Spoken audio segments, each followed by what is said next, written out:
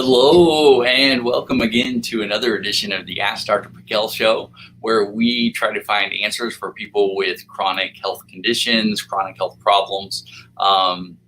And we are excited about our show today. We are going to talk about a neurotransmitter, another neurotransmitter called acetylcholine. And many of you may have heard of this. Maybe you haven't heard of acetylcholine. Neurotransmitters, that's basically your brain chemistry. This is the chemistry in your brain that helps you to focus, concentrate, offset emotions. We've gone over some things before like dopamine, serotonin, GABA. You can look at our other videos for information on those. But today, acetylcholine is at the top of the list. So I want to kind of dive right in with that and kind of go on what it's about, what can happen if you're low in it, and kind of how it's made in the body, and then things that can go wrong and what you can do about it. So I think this will be some interesting and great stuff here. All right, so let's go ahead and just dive right in. All right, so acetylcholine, let's put that at the top.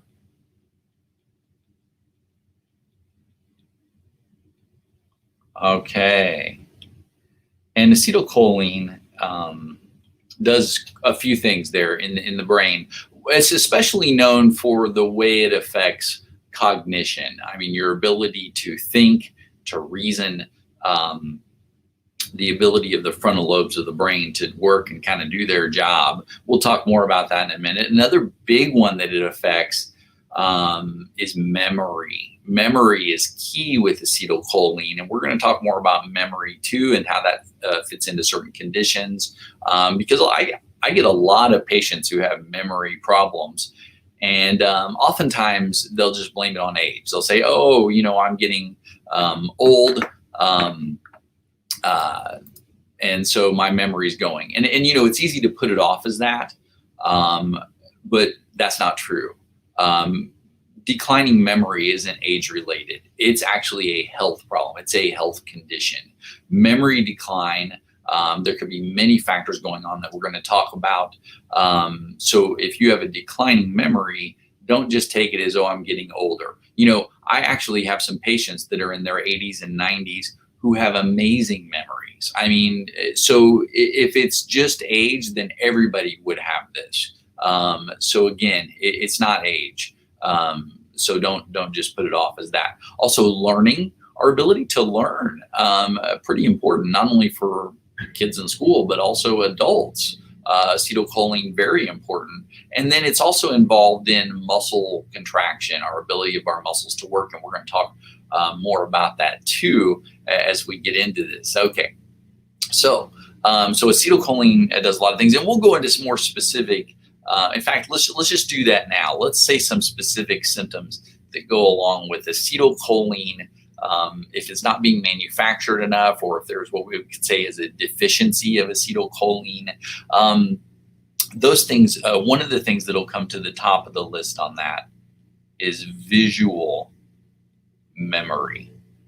Okay, so visual memory, this would be like, let's say you are out in your car, you're driving around. Just by the things around you, you don't recognize where you're at. It's like, wait a second, I've driven down this street maybe 1,000 times. I'm lost. I don't recognize. Yeah, that's visual memory. Or looking at something and saying, I know what that is. I can't think of what to call it. So again, you'd be amazed on how many people have these issues where they lose their visual memory, their spatial memory, what's going on around them. And I would say the most common thing I'll see is people get lost. Lost meaning in their location, of knowing where they're at. Maybe you've gone to the grocery store and you've walked back out to go to your car, and it's like, where did I park my car? And you have to walk around the parking lot to find your car, or press your little deal to get your alarm thing to go off so you can find your car. Now, is that an acetylcholine deficiency, Or is that you just didn't even pay attention because maybe you were on your cell phone or something, you just got out of your car and you walked in the grocery store. That doesn't have to be a problem. That could just be you not paying attention. So don't take this as you have some visual memory problem just based on that, but that's a pretty common thing. Okay, another one is verbal memory. So verbal memory would be like, I know what I want to say, but I can't find the word. So again, and this happens often with people where they just can't find words. And there's other conditions that can go in with this that also when they say a word, it comes out incorrectly, or they'll say the wrong word. So, but mainly this verbal memory, and also this can also be, again, an identification of things where it's like, hey, there's that, and let's say there's a pen on your desk and you're trying to say the word pen, but you can't find the word pen. So again, verbal memory can tie into this. And then overall, memory lapses. Lapses. And memory lapses, these are going to be just where you just lose a point in time of your memory. I would say one thing, I mean, can you remember what you ate for lunch yesterday? You should be able to remember that. Or, you know, can you remember what you ate for dinner maybe 2 days ago? So now some of this can be in how much attention you paid to things, but also, are you losing this memory? Are you having these lapses where you walk into a room and it's like, I came in here for something and I can't remember what it is. And then maybe 20 minutes later, you're doing something else and you're like, oh yeah, that's what I needed. So again, if you're starting to have these memory lapses, we've got to start to think, hey, there might be a problem here. All right. And that's, again, more short-term. Now, you could have long-term memory lapses too, where it's like, hey, I don't remember ages 5 to 15. You know, I don't remember a lot of my past.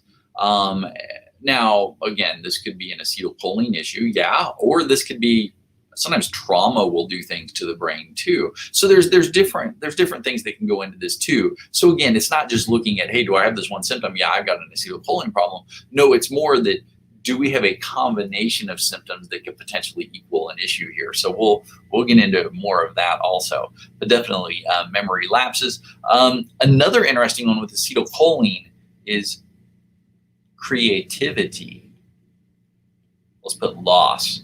So a loss of creativity, it's like, hey, I used to be so creative. I could do this. I could create things. I could draw or paint or do it. And now it's like, gosh, I can't even. So again, that's acetylcholine.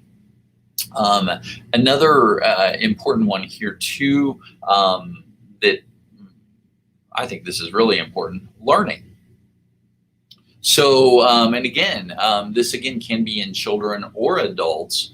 Our ability to learn, our ability, if somebody's teaching us something, to learn that, our brain has to have acetylcholine. And another one that goes along with that is comprehension. So comprehension is being able to intake that information and be able to kind of put it together in your brain. And, you know, maybe if you're someone out there watching this and you're a teacher and you notice that your students are not learning well, or there's one that's not comprehending well, they may have an acetylcholine issue. You know, I've had parents bring in their children into the office as patients, and the teacher told the parent that their child was a slow processor, mentally a slow processor. Now, what does that mean? My child is a slow processor? Well, it can sound kind of bad. It's like, hey, I don't want my child to be a slow processor. This could be an acetylcholine issue. So again, very, very important. But, you know, and can this happen even in adulthood? Absolutely. So again, just some examples there. Another one that goes into this, calculating numbers. If you have an issue with calculating numbers or basic math, then absolutely, potentially an acetylcholine issue. Now, I would say there's another factor that falls into this that we call digital dementia. This means people have become so reliant on their calculators or using their calculators on their phones that you don't lose it, you don't use it, you start to lose it. So they lose some of their math skills by always depending upon, and then finally they get down to the point where it's like even some basic calculations they're making with a calculator. So again, that can be, you can start calculating again and get that area going, but this can be an acetylcholine issue also.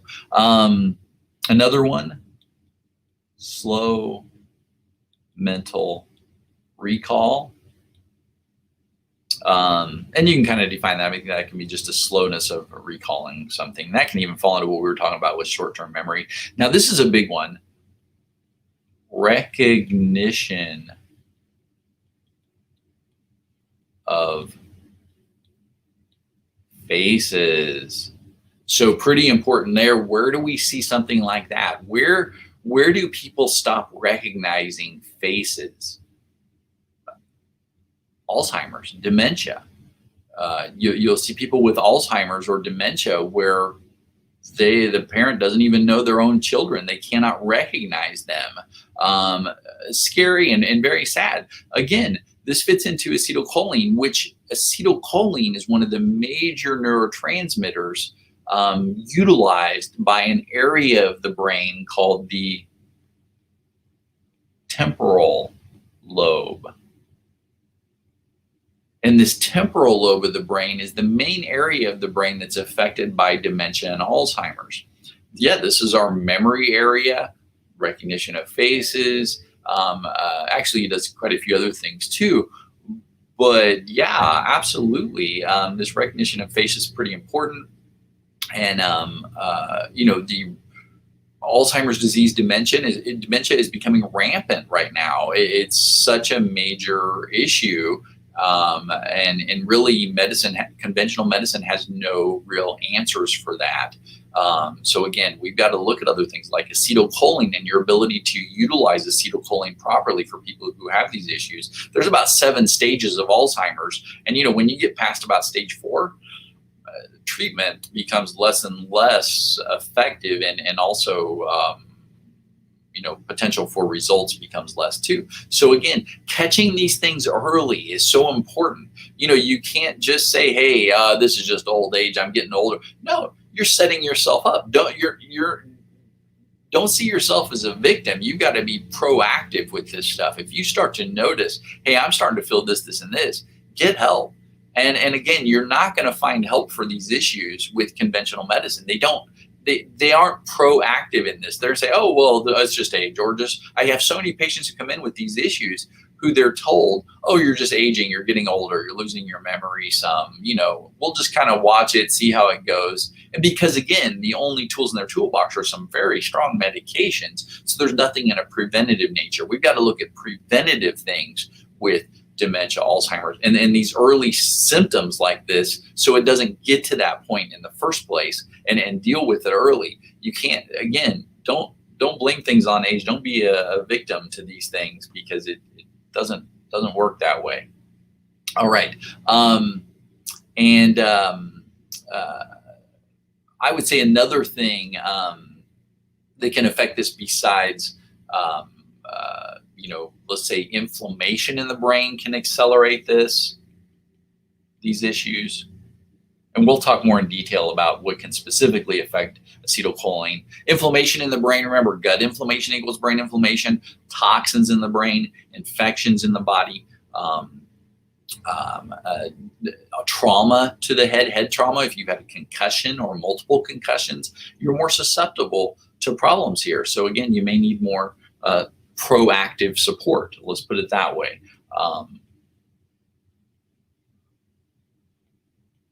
We'll put chronic on that too, on inflammation. Trauma would be more like acute inflammation. But again, the late effects of concussion, what we call a post-concussion syndrome, meaning you had a concussion 2 years ago and you're still getting symptoms from that concussion. All right. So that should be dealt with. And this is what we do with patients. We find out, hey, what was going on and how can we deal with this from a functional medicine, a functional neurology standpoint. All right. So let's clear this and go next to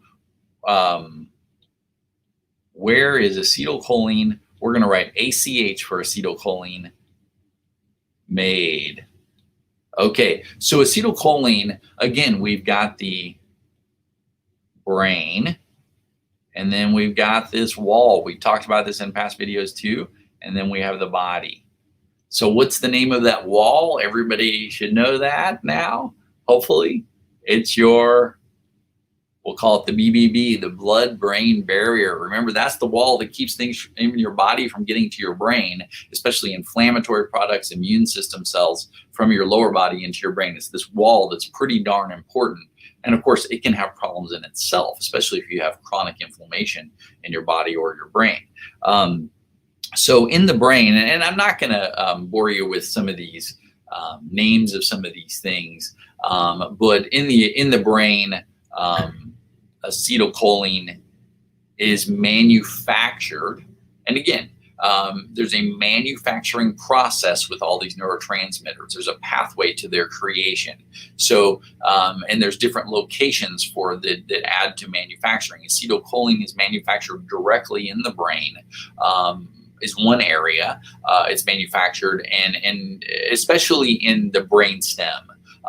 There's one area called the pedunculopontine area in the brainstem. You don't need to know that. There's another area called the lateral dorsal tegmentum, and that's in the upper part of the brainstem called the mesencephalon. And there's another area called the nucleus basalis of Meynert, which is also in the brainstem. And then another area that's actually more in the midline of the brain called the medial septal nucleus. So again, these are all important areas, and luckily we've got multiple areas that can help with this manufacturing of this. But again, things can go wrong, and we're going to talk about that here in a minute too. So, and also note that the acetylcholine is made in the body also. That's below the blood-brain barrier. Remember, things below the body should not pass through this blood-brain barrier. And so again, important that we know that. So if I make acetylcholine in my body, which we'll talk about where here in a minute, it doesn't float its way up through my blood-brain barrier to my brain, or it shouldn't, unless I have a really leaky blood-brain barrier, or a really compromised blood-brain barrier.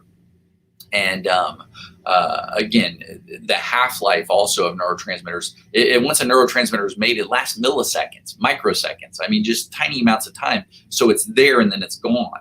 And so it doesn't even have time for that traveling also. So important to kind of note that. So in the brain, we've got multiple areas I've talked about. I, again, won't write those down. And then in the body, though, acetylcholine, made in a few areas here. Well, we'll kind of start with this. Let's actually say one of the main areas it's made is called the enteric nervous system. What the heck is the enteric nervous system? The enteric nervous system is part of the nervous system in your gut, in your digestive tract. The enteric nervous system is also known as your second brain in the research because it's such a vast amount of nervous system tissue. So it controls your gut motility, especially. So what can happen if you're low in acetylcholine? You could potentially have constipation. So constipation isn't always a thyroid issue. It isn't always just an issue that maybe is thought of as just gut inflammation itself. It can be an acetylcholine deficiency too. So enteric nervous system, let's put even on that motility of the gut. All right. And that means, again, just moving things along, or moving our food through our intestines all the way until it hits the toilet. All right. And then another place that it's made is actually in the spinal cord.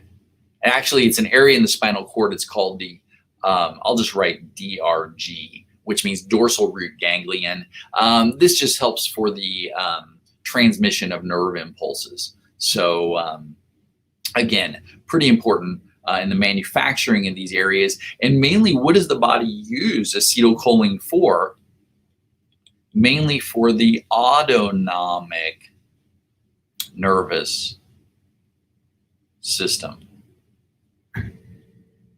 Now, what is the autonomic nervous system?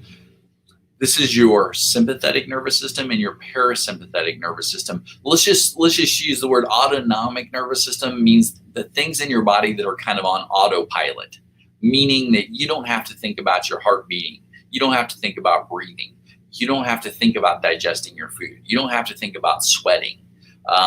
These are things that just happen, and this is your autonomic nervous system. Your heart rate, your smooth muscles in your gut. All of these things are your autonomic nervous system, but again, are all very dependent on acetylcholine for their function. So, all right, so this is kind of where it's all made. Everybody's got that. Let's go to how it's made. Remember, because if we know how something's made, if we know the steps and how something's made, that helps us to figure out the puzzle of where can the missing puzzle pieces be in the manufacturing process. So if a person has acetylcholine symptoms, low acetylcholine symptoms, then let's find out why. Now, they do have medications that are what we call acetylcholine antagonists, acetylcholine agonists. These affect mainly the receptors, which we'll get to here in a minute. And these medications are for some more extreme conditions. But again, it doesn't help the cause. It doesn't really get to what was causing the acetylcholine issue in the first place. So that's what we want to kind of break down is, where can this go wrong? How can I help myself, or how can Dr. Pickel help me? All right. So a lot of things that are made, as we know, are dependent on food. So the food we eat is where we get acetylcholine. And one of the main sources of, because acetylcholine, let's write this out here. Acetylcholine is made from two things: acetyl, which we'll talk about that, and choline. Now, the acetyl, we'll get to that. That's actually made in a different fashion. But the choline we have to get from our diet. So choline, where does that mainly come from? It comes from eggs. Eggs are pretty high in choline. Now, also nuts, fatty meats,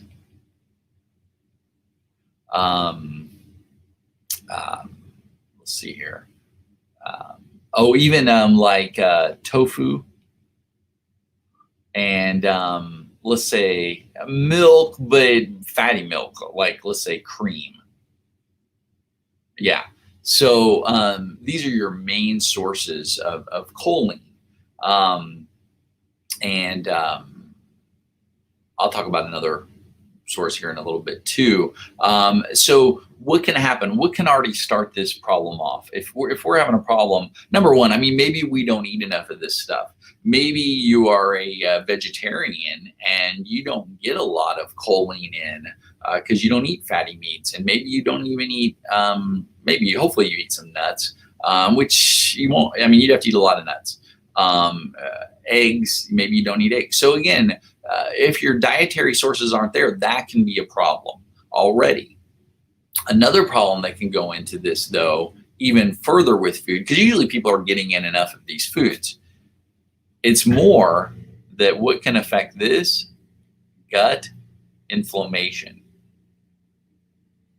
Okay, I'm kind of putting the cart before the horse here because basically I'm going over the mechanism, but I'm already showing you where problems can go wrong. In fact, let's go through the rest of the manufacturing process, and then we'll come back and go through all the potential things that can go wrong. But I just wanted to throw this at the top here because of foods, and just to kind of define that and where we get this acetylcholine. So then what happens when we eat these foods is they have to be digested and absorbed.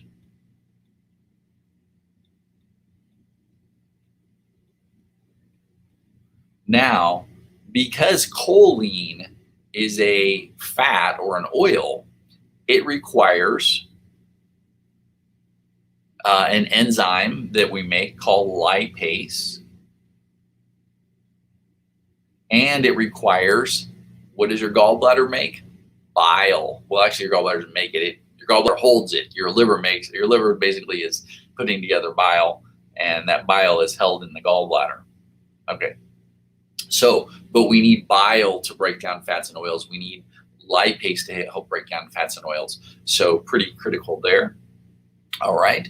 And then once we digest this choline, in fact, I was going to say the best way I can say this here is another thing that we have to get from food. Let's kind of enter from here. The foods are also not only supplying these fats / choline, but also we have to have good blood sugar. We're going to call that glucose. Because another factor here that's going to kind of come around is from glucose, we make energy. And to do that, we have to use our mitochondria. Remember, these are the guys in the cells, the organelles within your cells that make energy. Sometimes they call them the powerhouse of the cell. This is where you make ATP or energy. Well, as you go through a cycle that manufactures energy or ATP, you send off a guy named acetyl-CoA. It's just kind of a offshoot of that manufacturing process. So there's where we get that acetyl group. So, all right, so this acetyl-CoA breaks off the acetyl, and that combines with choline. All right, but in order for these to combine, there's an enzyme here that is important, and I think it's called a choline acetyl transferase. That ASE at the end. ASE is an enzyme. Okay. All right. So now the reason why I bring up the enzyme is because it's dependent on a few things, particularly vitamin B5. What's vitamin B5? Pantothenic acid. All right. So we'll talk more about that too. And then basically this acetyl, now again, we've got acetyl plus choline, and that with this enzyme turns into, everybody not all at once, acetyl. Dr. Pickel can't right here. Yikes. Okay. Acetylcholine. All right. So now we have acetylcholine. Hooray. All right. So, and this acetylcholine can now activate in the body and the brain. Now, the thing is the choline actually, the acetyl is already above the blood-brain barrier. So when we talk about brain, body, this choline can cross the blood-brain barrier. It's a fat, it's an oil. Fats, when broken down, can go to our brain. That's why ketones are a great fuel source for the brain. People who go on like ketogenic diets, things like that. So this choline can go through. The acetyl-CoA is already in the brain. They can join together and make this. So now, then that acetylcholine has to go to a receptor. Think of a receptor like a dock or a doorway. It's where that neurotransmitter comes and it sends a message. It turns on something and says, "Hey guys, have a better memory, focus, concentrate." That's not really how it works, but it activates that receptor. So the receptor is pretty important too, and things can occur there that we want to also talk about. Now, here's the thing though, is some people are very deficient in choline. And so the body actually has other ways of dealing with this. If your brain senses that you're low in choline, let's say you hardly eat any choline at all, your dietary choline levels are very low, your body will actually break down. So we've got the neuron here. Actually, that's not a very good neuron, but let's say that's a nerve cell, a neuron. Your body, there's an outer wall to this neuron, and it's made of fats. It's called a lipid bilayer. And again, your body will destroy this neuron, kill it, steal its choline. Well, it's something that turns into choline, and use that to get your choline. So your body is extremely intelligent. It's very smart. It knows what to do. If you start to run low, it will break down you to get what it needs. It's because this stuff is that important.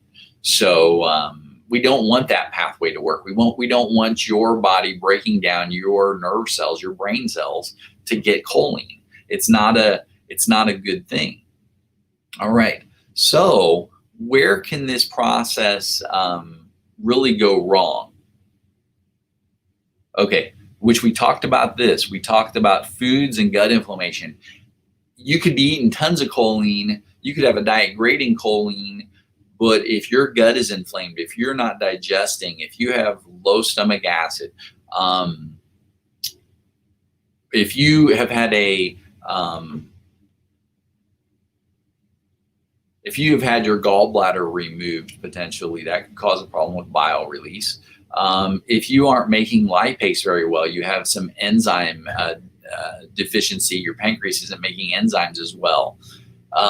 Again, we've already got a problem with digestion and absorption right there. So you could eat the greatest diet in the world, but it could end up in the toilet and you don't get the choline that you need. So very, very important. And then two, when the brain starts to break down nerve cells to get some choline, that's not as fast as a process. So you will start to get symptoms pretty quickly and easily. And then also we got to think if the gut's inflamed, the brain's inflamed, so that's going to hamper acetylcholine even more, which we'll get to that. So that's one factor that has to be recognized. And then also, not only does it affect your ability to digest choline, but let's go in here. What if you've got a blood sugar issue? What if you've got low blood sugar, you're hypoglycemic, or you've got high blood sugar, you have insulin resistance, prediabetes, diabetes?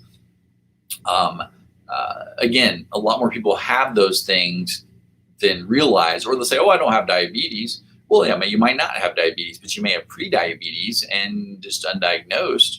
Or you may have dysglycemia, where you have a roller coaster in your blood sugar. If you go too long between meals, your blood sugar drops, you get low blood sugar symptoms. And then when you eat, your blood sugar goes too high, you get insulin resistance symptoms. So again, blood sugar issues are going to affect your ability to get this acetyl-CoA going. And then that is going to not only hamper your energy levels, but also hamper your ability to make this acetyl-CoA. And then as we get here, remember we talked about this enzyme with B5. So again, if you're not absorbing B vitamins, this could be a problem. Pantothenic acid, I mean, we don't see that or talk about that much as a major deficiency. And I wouldn't say it is a major deficiency, but some people just don't absorb, just like they're not absorbing these things, they're not absorbing B vitamins well, and pantothenic acid fits into that. Mainly we associate pantothenic acid with like hair, skin, and nails and things like that, which it is important for that also. All right, so this can be a factor there too. And then we get to the actual receptor. What can go wrong there? Well, if the body's inflamed, if you have a chronic condition, an autoimmune condition, you're chronically inflamed, this can affect your receptor. You could be making plenty of acetylcholine, but it can't get in the door of your cell because your cell's inflamed. So this could cause problems. The receptor, well, it's going to put in that. There's actually two types of receptors too with this. There's muscarinic and nicotinic. And the thing I just want you to know about these guys is that they're related more. Let's put the muscarinic is more related to the brain, and the nicotinic is more related to your muscles. But these are more for autonomic function. And that's the thing, is if your body's like always in fight or flight mode, if your sympathetic nervous system is on all the time, this could even relate to acetylcholine issues too. So again, because this acetylcholine plays a big part in your, remember this automatic system, breathing, heart rate, body temperature, sweating, smooth muscles. Not only that, but even reflexes. When this affects these nicotinic receptors for your muscles, these are just your autonomic responses. If I put my hand over a hot stove, I get a reflexive response. Remember, acetylcholine is made in the spinal cord too. So again, and in these muscles. So again, we get these autonomic things in each, and again, there's blood cell dilation and constriction. So there's quite a few things that can tie into acetylcholine and its ability to affect the body. All right, so acetylcholine, a little further here. In fact, we're kind of running out of space here. So I would say there's a few conditions, and we kind of talked about this briefly, that can be affected here by low acetylcholine. We've got, oh, wait a second, what am I writing here? We've got our Alzheimer's, dementia. Yeah, this is that temporal lobe. This is that area that's very dependent upon acetylcholine. Even the symptoms that I already told you, these can be early warning signs. And I mean, but it doesn't have to mean that. It doesn't have to mean, hey, my memory is starting to have little problems there. Maybe I'm headed for dementia or Alzheimer's. No, it doesn't have to be that at all. It could be, hey, maybe I just need some acetylcholine, but that wasn't in my future at all. And there's actually some genes that potentially relate to that too, that we can even look at. But acetylcholine, there's also an autoimmune condition called myasthenia gravis. And you may not have heard of this. If you haven't, you definitely have heard of it. Myasthenia gravis is a condition where your immune system is attacking what's called the neuromuscular junction. This is where your nerve meets your muscle, and there's transmission of nerve signals, neurotransmitters that occurs there, and the receptors for those neurotransmitters, acetylcholine, is affected. The receptor for acetylcholine is affected by the immune system attacking it. So what can this do? So let's say you have myasthenia gravis. Again, I don't think many of you have it, but again, this is usually where you'll get facial muscle weakness. You could get eye drooping, hard to open your eyelids, changes in your facial appearance because those muscles aren't staying contracted properly. You could get overall general weakness, trouble swallowing or breathing, trouble even talking, or what we call dysarthria, and even double vision because your eye muscles can't work properly. So it can be a bad thing, but again, it's an autoimmune condition. And again, with autoimmune conditions, is finding out what is creating or causing your immune system to attack you. All right. And then again, low acetylcholine, especially those basic symptoms I noted previously. Now, what can be done? What can you do to help aid in your acetylcholine? Of course, increase dietary choline. So you can take choline. I would say, straight choline. You got to just make sure you're absorbing well. You don't want to take supplements and have them end up in the toilet. So I would say, let me fix this here. Yikes. Okay. Something's going on. Oh, there we go. Sorry, guys. All right. Dietary choline, but supplement wise, there's a supplement called Alpha GPC. So that's one supplemental way of getting in a good source of choline. And then another one too, which you can take tons of this stuff easily and cheaply, sunflower lecithin. You can buy big bags of this and put it in your smoothie. I mean, a great source of choline. So, and then of course, just increasing like eggs or nuts or fatty meats and stuff like that. And then another thing that you've got to do is remember that mitochondria, that energy thing, is what puts off the acetyl-CoA. So we need that acetyl group. So for the mitochondria,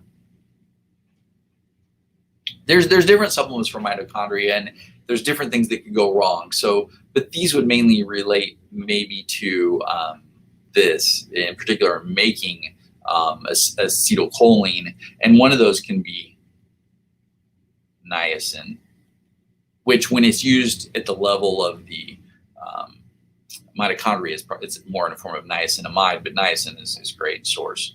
And then another one is called, you may have not have heard of this, benfotiamine. It's a supplement. And another one that's pretty important, L-carnitine. L-carnitine is a really good supplement for a lot of different things too. All right. And then another thing too is, remember there's that enzyme, that choline acetyl transferase. We'll just write trans. And because it was in there, remember that's the one that's dependent on vitamin B5, but also some things that can help that enzyme or maybe affect it more are a herb called bacopa. I think it's called Bacopa pruriens, but I'll just write bacopa. There's another one that you probably have heard of because it's been pretty popularized called ginkgo. In fact, it's called ginkgo biloba, but I mean, you can get that at like the drugstore, though I wouldn't, because you're going to get a very low quality. And then there's one also called Coleus forskolii, and you may not have heard of that. That's another herb. The thing that comes from that is a supplement called forskolin. And forskolin also seems to have an effect on these enzymes and receptors. So these are herbs. Now the thing is, though, is there's a lot more at play here. Oh, there's one more I just thought of. Huperzine. Huperzine's a really good one too. So the thing about it is, with these herbs and botanicals, or even with these supplements, yeah, you can take these things. You can go out and spend a ton of money on these supplements, but first you better get your basics under control. You better make sure gut inflammation is under control. You better make sure you don't have infections, that you don't have heavy metals, that you don't have chemicals in your system. All these things will be more of the top of the line or top of the list. If you don't deal with the more causative factors of inflammation in the body, forget the rest. I mean, you could take fantastic supplements and really high quality ones, and they can end up in the toilet, or not actually even getting to the manufacturing process of making acetylcholine, or you increase your production of acetylcholine, but it can't get to the receptor because the receptor is inflamed or has a problem. So again, it's looking at kind of the hierarchy of things too. Hey, you got to put the fire out in the house before you can start to recarpet and paint. There's an order to things. And, if you don't have a lot of these other issues, but you just maybe need some help with acetylcholine, you might take one of these supplements and be, wow, that changed everything. So, those can be factors too. There's also a couple of other interesting things in that affect the receptor. Remember that receptor, it's like a doorway, so acetylcholine can get into your cell. They increase receptor activity. In women, it's mainly estrogen. It's what we call it sensitizes the receptor. And then in men, testosterone. Now, again, not saying you should go take a bunch of hormones, because, again, your body should be making its own hormones. Even if you're a woman that's gone into menopause, your adrenal glands should make plenty of estrogen, progesterone, and testosterone. So that shouldn't be an issue. Although some people may have some issues where they do have to take hormones, but that doesn't always solve the cause of the problem. Although the reason why I'm saying this is because if you have decline in estrogen levels, if you have decline in testosterone levels, this will affect your acetylcholine receptors, and this will cause those symptoms. So some people, as they decline in hormone production, which really shouldn't occur if you're healthy. Again, it's not an age issue. Always. So there's other reasons usually at hand. But again, if we do see decline or ability of hormone loss, these hormones, that's how they drive the frontal lobes of your brain. So pretty important in all of those symptoms we listed: memory, concentration, comprehension, all those things. So these are also factors. All right, so I hope everybody enjoyed this today. Let me remove that. And got some great information on acetylcholine. Again, I think the biggest key here is finding out where in the puzzle there's problems. And are there problems causing inflammation? Which, if we encircle all of that whole diagram of how acetylcholine is manufactured, we can take a step back and say, inflammation will affect all of that. So then it's finding out what's causing the inflammation and getting that under control first. And then many times acetylcholine production ramps up on its own, and people are like, wow, these symptoms went away just because we put the fire out in the house. So it's finding out the causative issues there first, or we're finding out the other things. And that's what we do with this functional medicine side and this functional neurological side. So I hope everybody got some great information today. All right. Got some comments here. Some shout out to Courtney and to Shelly. All right. Thank you guys for watching. And there was actually a question from Courtney trying to track down children's issues pertaining to this. Could MTHFR or other SNPs cause this? Yes, so there are genetic factors that fit into this. Now, MTHFR is kind of the gene that you hear a lot about. It's been the popularized gene, but it doesn't work on its own. Look, I always say no gene is an island.